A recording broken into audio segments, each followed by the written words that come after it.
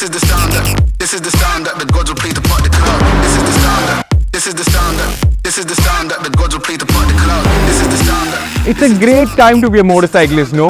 Look to your left, there's a new motorcycle. Look to your right, another launch. But taking center stage today is a flagship. Ladies and gentlemen, meet the new TVS Apache RTR 310. It's a motorcycle that is based on the same 312cc platform. It's a street fighter. There are so many features, which means there's so much to talk about. How does it feel to ride? Is it any different? Let's find out. But before we get there, it's important to remind you that if you haven't subscribed to our channel, please hit the subscribe button. Like this video if you like it and share it with your friends who are fans of the RTR.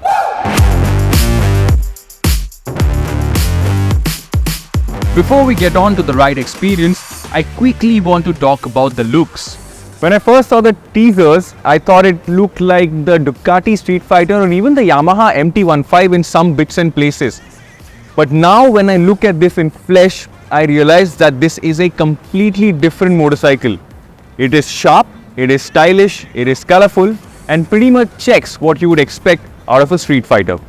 I wish TVS worked on a better design for the exhaust though. It looks bulky for what is otherwise a really compact street fighter.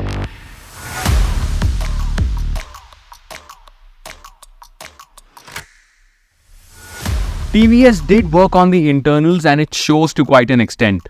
There's a revised map, revised exhaust, a bigger airbox and a bigger sprocket.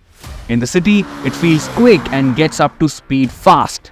The motor feels alive after 4000 RPM and pulls strongly till the red line. However, the throttle at really low speeds feels choppy even when you hold it steady, and I'm still not a fan of its refinement. 72-73 km per hour, 5000 RPM, 6th gear is where the buzz creeps in. It's not felt around the tank at first, but cross 6000 RPM and the buzz starts to pick up too. I have no complaints about the performance and the NVH levels now, but I wish there was more refinement in place. Let's talk about handling and ride quality. I don't remember the last time I rode a TVS product that did not handle well. The RTR 310-2 feels nice, light and easy to steer. Plus, TVS does not want to cut costs by giving Apollos or MRFs. This will get Michelins in India and I really appreciate that move. But at the racetrack, the pegs started to scrape easily, and that is exactly why I think it's best to ride this in the city. By the way, TVS has taken the suspension units from the RR but retuned it for the RTR. I would love to see how it feels in our country, in our city, but on these roads that are well laid through and through, it was a nice experience. I strongly suggest the adjustable suspension, especially when you have it straight from the manufacturer. Like a softer setting, can be done. Want it firm, that can be done too. It's almost like a must-have, and it's a big recommendation from my end. I did manage to ride it at the racetrack as well as in the city. Yes, sure, it definitely looks small in flesh. It is a small compact motorcycle, but I don't think I had any problems ergonomically. And during the course of these two stints, there was no problem at all.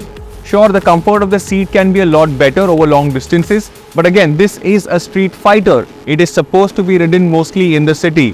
The handlebar is upright, the pegs are not too rear set, and overall, it shouldn't be a problem.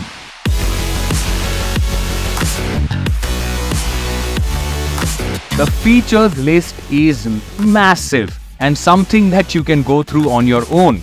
As far as experience goes, there are three things that really stood out: the quick shifter, cruise control, and the heated and cooled seat. Let's start with the quick shifter. It's one of the best that I've experienced in smaller capacity motorcycles. So precise, so very well done. However, it is super sensitive and even a 1% input from your boot cuts throttle. But do it right and it feels superb. The second thing is cruise control. It works well, but cruise control for a street fighter makes more sense for the RR310, I feel. But if you ever find yourself on a highway doing long distances, cruise control should come handy. Last but not the least, heated and cool seat. I don't think we will need heating at any time of the year, but cooling seems like a nice idea. Do you feel it?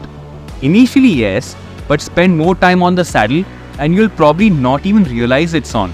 We will spend some more time exploring this during our full city test.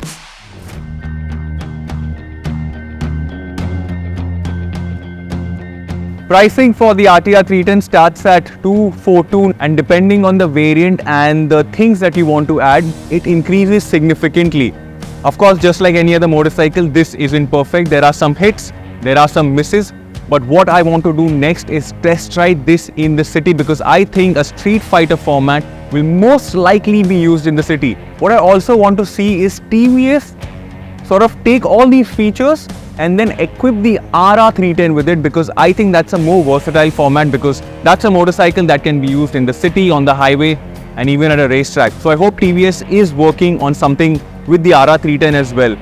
But for now, all in all, things are looking positive. Up next, we get to ride the 390 Nuke, and I know you guys have this question: how will the RTR 310 fare against the 390? That comparo will drop on PowerDrift very soon. Please stay tuned to our channel, stay subscribed, stay notified more importantly, and in that case you won't miss out on any of our content. Thank you so much for watching. If you have any more questions, please drop those questions in the comment section and I'll be more than happy to answer those questions for you. Once again, it's time to say goodbye to Bangkok, Thailand. My name is Varun Painter and I will see you later.